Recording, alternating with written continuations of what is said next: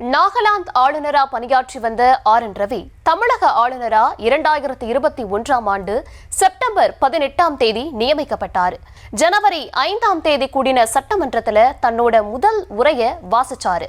அதுல இந்த அரசு சமூக நீதி, சமத்துவம் மற்றும் நிலையான வளர்ச்சியை கொண்டிருக்குதுன்னும் நீட் விலக்க வலியுறுத்தியும் முழு உரையை படிச்சாரு ஆளுநர் ஆர்.என். ரவி.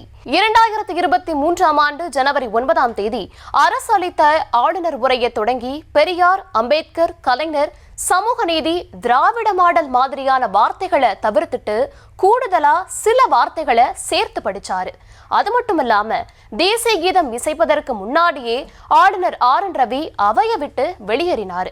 ஆளுநர் பேசியது நீக்கப்பட்டு அரசு தயாரித்த உரை சபாநாயகரால வாசிக்கப்பட்டு அவை குறிப்பில ஏற்றப்பட்டுச்சு. 2024 பிப்ரவரி 12ஆம் தேதி அவை தொடங்கும் போது தேசிய கீதம் வாசிக்கப்படல அப்படின்னும் உரையில சில தவறான தகவல்கள் இருக்கிறதாவும் சொல்லி அவையில இருந்து வெளியேறினார். ஆளுநர் பேசியது நீக்கப்பட்டு அரசு தயாரித்த உரை சபாநாயகரால வாசிக்கப்பட்டு அவை குறிப்பில ஏற்றப்பட்டுச்சு. 2025 அவை தொடங்கும் போது தேசிய கீதம் வாசிக்கப்படல அப்படின்னும் தமிழக அரசு தேசிய கீதத்தை அவமதிச்சதா சொல்லி அவையிலிருந்து வெளியேறினாரு ஆளுநர் ஆர்.என். ரவி. தொடர்ச்சியா 3 வருஷமா ஆளுநர் உரையை படிக்காம அவையிலிருந்து ஆளுநர் வெளியேறினதும் அதன் பிறகு அரசு தயாரித்த உரையை சபாநாயகர் படிச்சு அவை குறிப்பில இடம்பெறுவதும் தொடருது.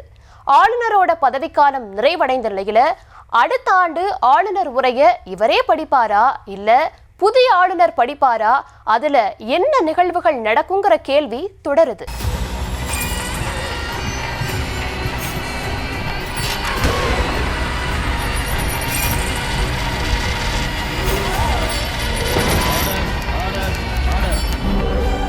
நிகழ்தகவு குற்றங்களின் மறுபரிமாணம் நாள்தோறும் இரவு 10 மணிக்கு இணைந்திருங்கள் நமது நியூஸ் தமிழ் தொலைக்காட்சியோடு.